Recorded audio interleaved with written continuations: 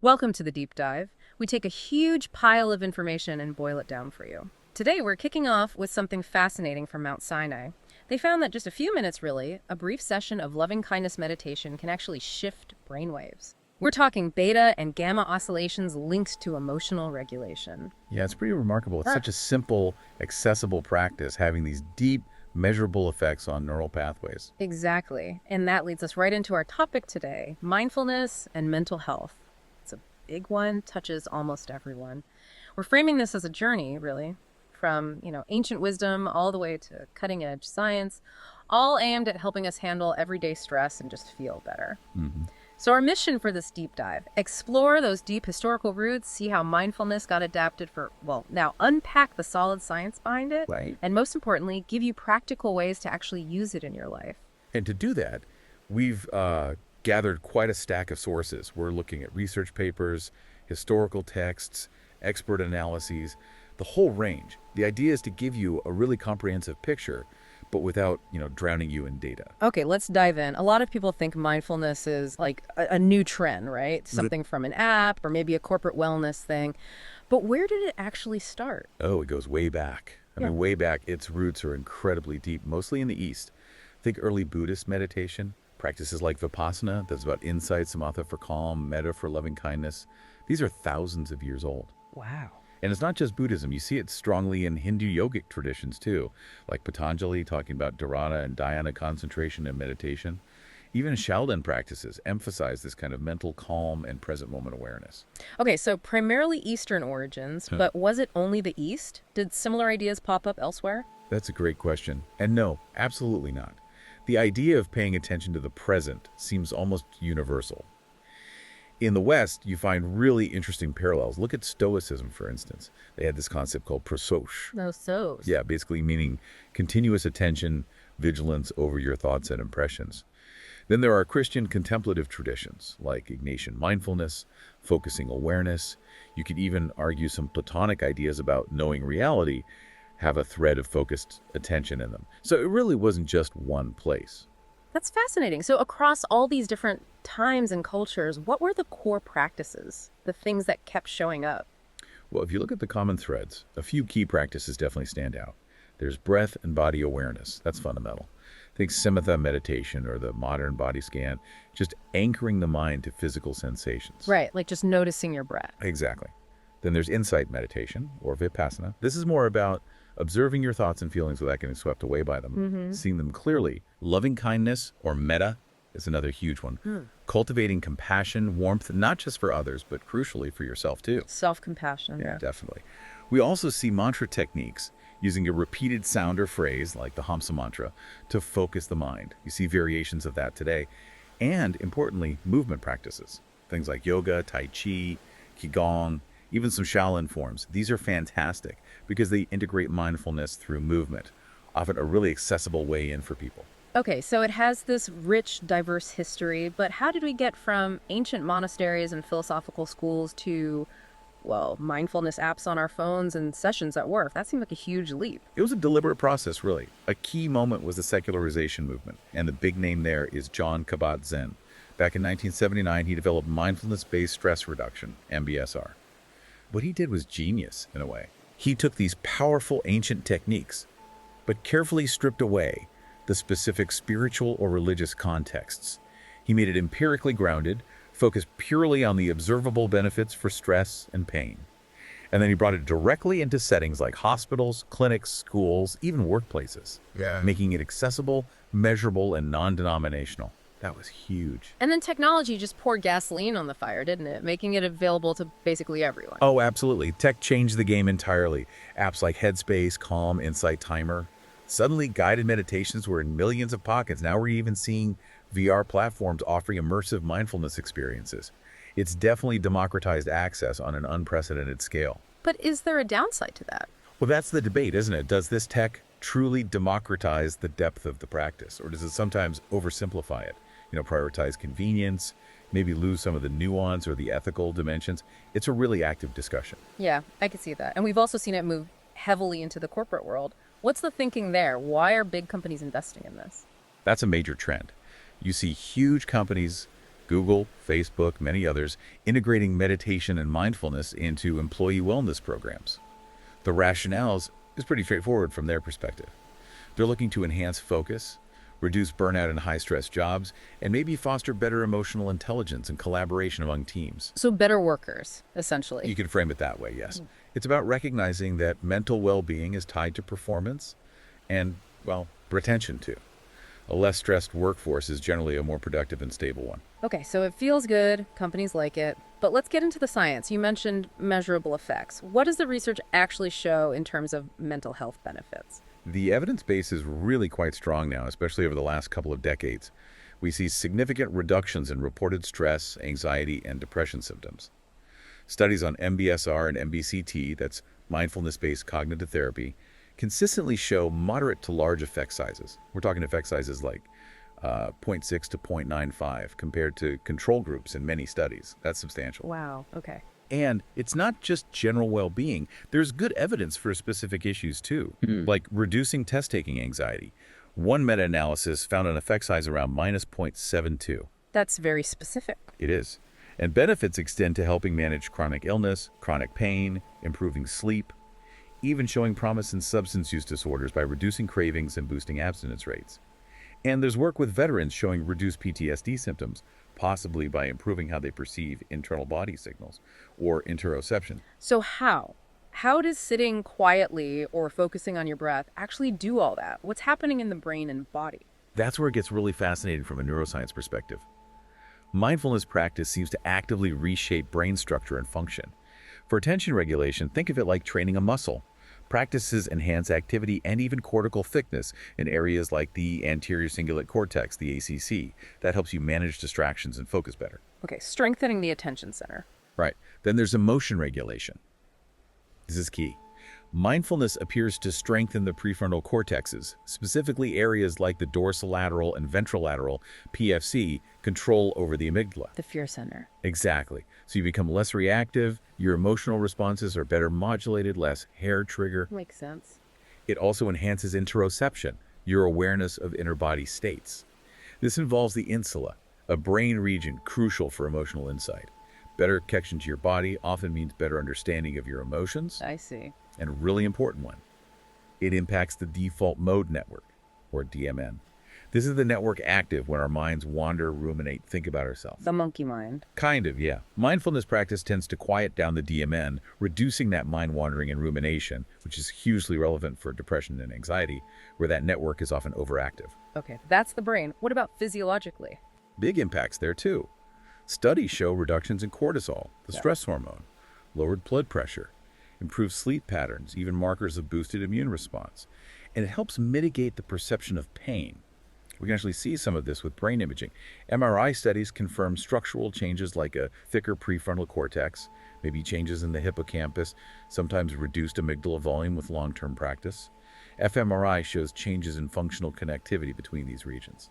And that connects back to the Mount Sinai study you mentioned. Precisely. That study used human intracranial EEG, a very direct measure, and showed loving kindness meditation specifically modulating those beta and gamma waves in the amygdala and hippocampus, directly linking the practice to the machinery of emotion regulation at the brainwave level. It's really compelling stuff. It really is. Okay, so it's clearly not just one thing called mindfulness. You mentioned MBSR and MBCT.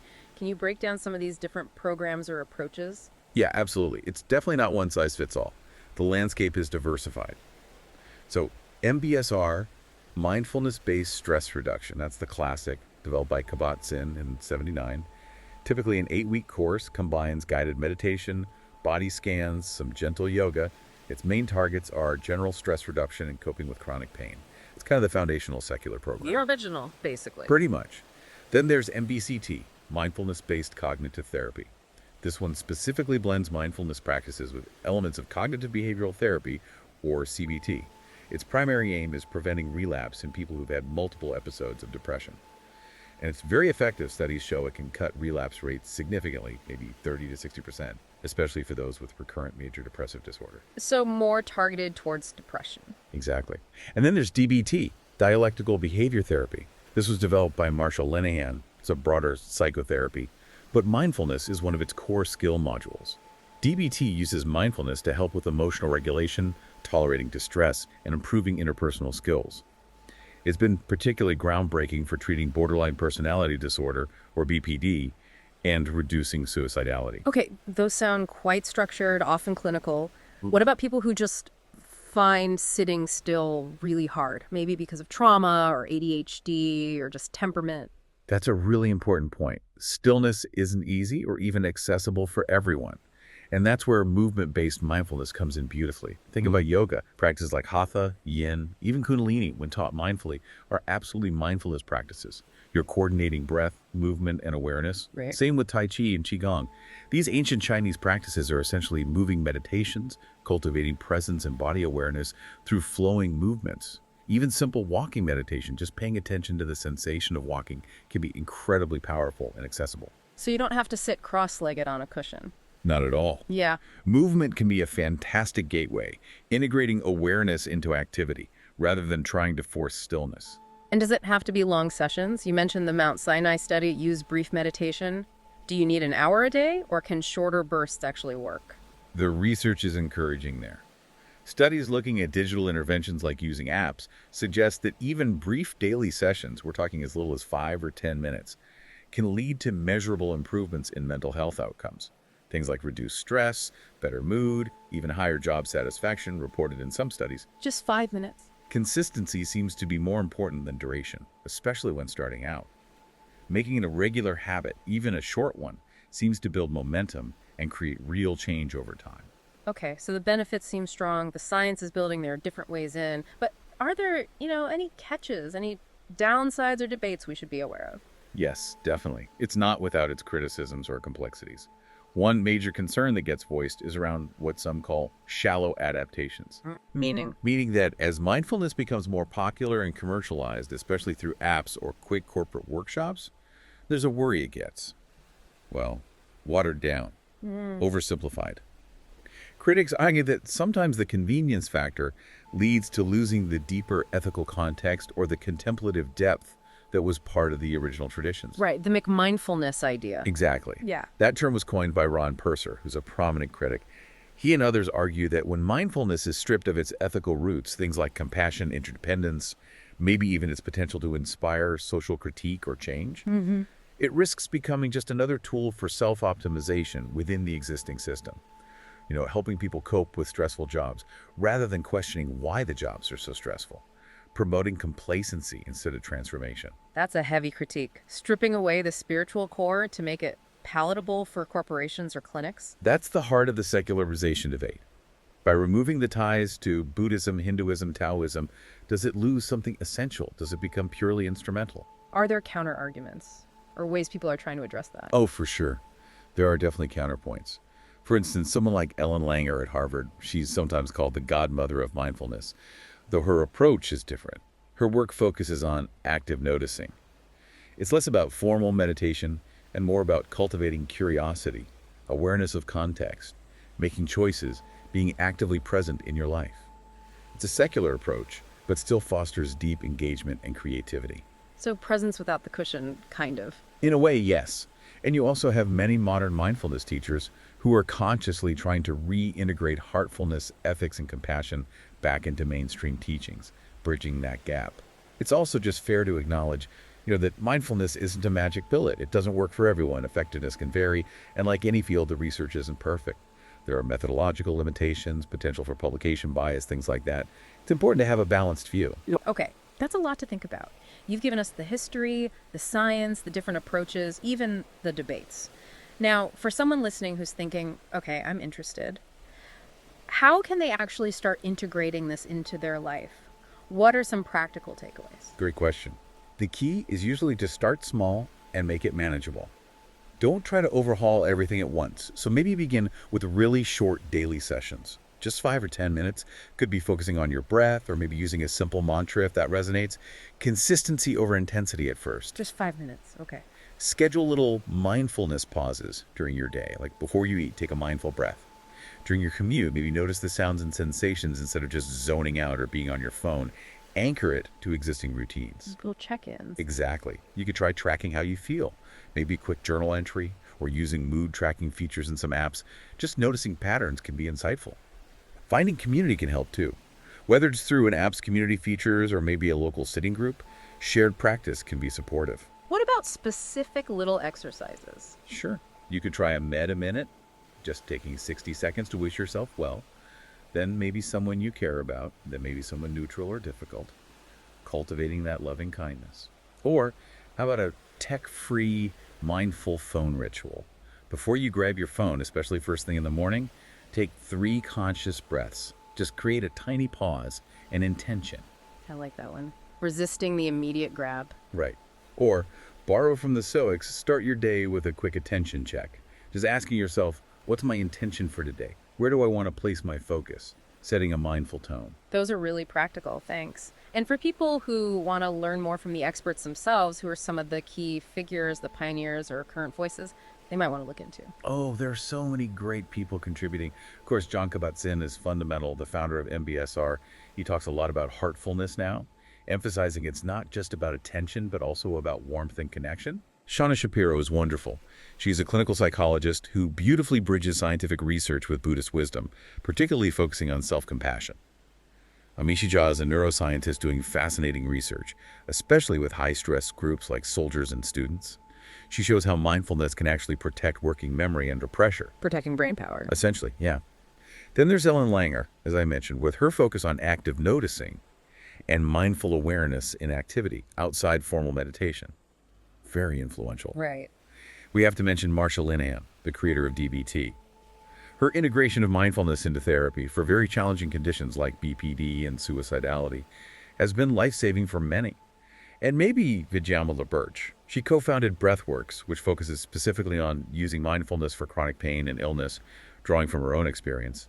She's also been a major advocate for national initiatives, like the Mindful Nation UK report. That's a great list to start exploring. Thank you. Well, this has been a truly fascinating depth dive. We've journeyed from ancient traditions all the way to modern brain scans, unpacking this powerful practice of mindfulness.